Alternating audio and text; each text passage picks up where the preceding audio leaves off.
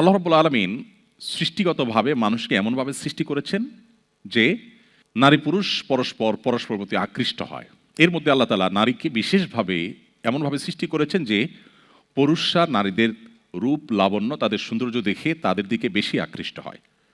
এই আকৃষ্ট হওয়ার ফলে মনোজগতে কল্পনার জগতে একজন পুরুষ একজন নারীর খোলামেলা কোনো দৃশ্য বা সৌন্দর্য দেখে তাকে নিয়ে বাজে চিন্তা করা, আরও সহজ করে বললে মনে মনে রেপ করার, কল্পনার জগতে তাকে রেপ করার একটা স্কোপ তৈরি হয়। আমাদেরকে যিনি সৃষ্টি করেছেন তিনি জানেন যে আমাদের এটা মানবীয় দুর্বলতা আছে। সেই জন্য আল্লাহ তাআলা আমাদেরকে নির্দেশ করেছেন পুরুষদেরকে তোমরা দৃষ্টিকে সংযত করো, কুল্লিল মুমিনিনা ইয়াগুদ্দু মিন আবসারিহিম ওয়া ইয়াহফাযু ফুরুজাহুম।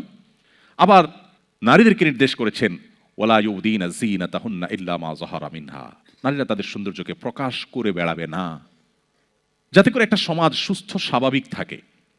আল্লাহর বিধানটাকে যদি আমরা ছুঁড়ে ফেলে দেই তাহলে কি হবে? সে ক্রাইসিস ইতোমধ্যে পৃথিবীর প্রত্যেকটা উন্নত দেশ ফেস করছে। পরিবার ব্যবস্থাপনা ভেঙে পড়ছে, সংসারগুলো খান খান হয়ে যাচ্ছে। কান পাতলে চতুর্দিকে আপনি শুনতে পাবেন পরিবার ভাঙার কান্নার আওয়াজ।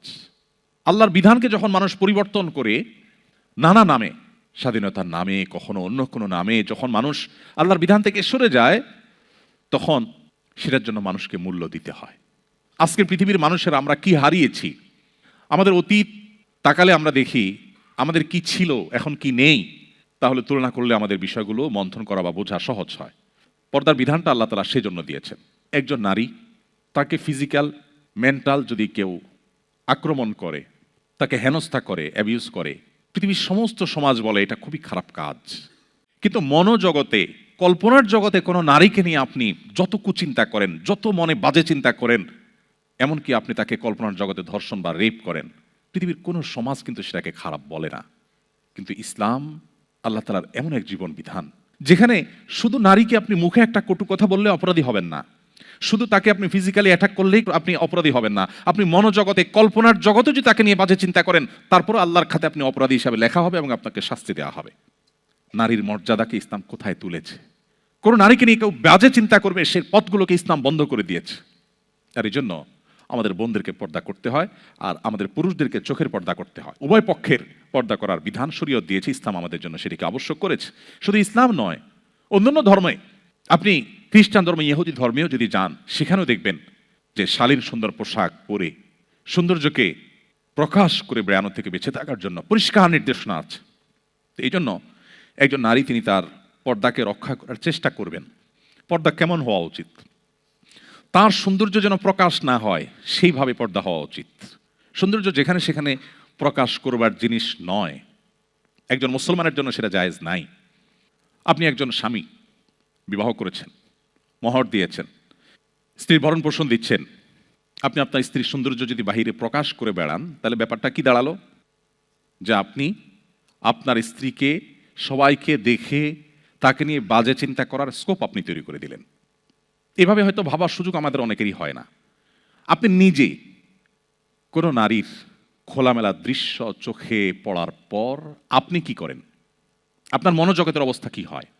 ঠিক আপনার ফ্যামিলির কোনো নারীর খোলামেলা এবং অশ্লীল পোশাকে যখন তারা অন্যদের সামনে আসে, সেটা অনলাইনে হোক অফলাইনে হোক, তখন আপনি একবার ভাবুন সবাই কিন্তু সেই চিন্তাটাই করে যেটা আপনার মনের ভিতর আসে।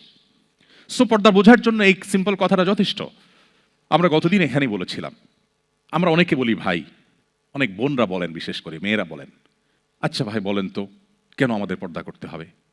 সমস্যা তো আপনাদের পুরুষদের।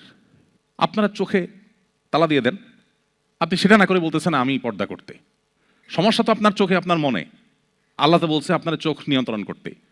আমাদের দেশে অনেক নাস্তিক মেয়েরাও এই কোরআন আয়াত শোনায় যে আল্লাহ তো বলছেন পুরুষকে কি করতে? চোখ দৃষ্টি অবনত করতে।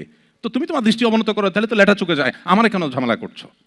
এটা বোঝার জন্য আমি বলি, সেদিনও বলেছিলাম, আপনি মতিঝিলে কোনো একটা ব্যাংকে গেছেন, যে প্রবাস থেকে পাঠানো টাকা তুলেছেন, 10 লাখ 20 লাখ 50 লাখ ক্যাশ টাকা তুলেছেন, তুলে একটা স্বচ্ছ ট্রান্সপারেন্স যে পলিথিন আছে সেই পলিথিনে টাকাগুলো ভরে দেখা যাচ্ছে চকচকা 1000 টাকা 500 টাকার নোটের বান্ডিল, এটা ধরে আপনি ব্যাংকের সিঁড়ি দিয়ে হনহনায় নেমে রাস্তা দিয়ে হনহনায় হাঁটছেন এবং রিক্সা উঠে আপনি বাসা যাচ্ছেন। আপনাকে যদি কেউ বলে ভাই, ব্যাংকের ক্যাশিয়ার সাহেব হয়তো আপনাকে বলবে, আরে ভাই কি করছেন, কালারফুল একটা খাম দেয় যে এটার মধ্যে ঢুকান, তাহলে দেখা যাবে না টাকাটা। আপনি যদি বলেন যে কেন, আমি খামে ঢুকাবো কেন, টাকা আমার টাকা দেখে যদি চোর ভাই ছিনতাইকারী ভাই লোভ হয়, তো সে তার চোখ হেফাজত করুক, সে তার লোভ সামলাক। ওয়াই আমি আমার টাকা এই পলিথিনে ব্যাগে ভরতে যাব? ও চোর ভাই, ও ডাকাত ভাই, ও ছিনতাইকারী ভাই, আমার টাকা দেখলে তোমার লোভ হয়, তো তুমি তোমার চোখের হেফাজত করো, তুমি তোমার দৃষ্টিভঙ্গি চেঞ্জ করো, তাহলে তো লেঠা চোখে যায়, আমাকে কেন ব্যাগে টাকা ভরতে বলো? এই কথা যদি কেউ বলে, আমরা কি কেউ সেটাকে অ্যাকসেপ্ট করবো? আমরা তাকে বলবো ভাই, চোরের দায়িত্ব না দিয়া, ছিনতাইকারীর দায়িত্ব, ভালো মানুষ হওয়ার দায়িত্ব না দিয়া তুমি তোমার টাকাটা সেভ করো, এটাই হলো তুলনামূলকভাবে ভালো। হ্যাঁ, চোরকেও আমরা নসিহত করবো, ও চোর ভাই তুমি সামলাও, এবং তাকে আমরা বিচারের মুখোমুখি করে শাস্তি কার্যকর করে চুরির প্রবণতা কমাবো। আবার অপরদিকে আমরা নিজেদের সম্পদকেও সেভ করব। এই দ্বিমুখী প্রচেষ্টার মধ্য দিয়ে একটা সমাজ সুস্থ হয়, স্বাভাবিক হয়। ইসলাম সেজন্য আমাদেরকে পর্দার বিধান দিয়েছে।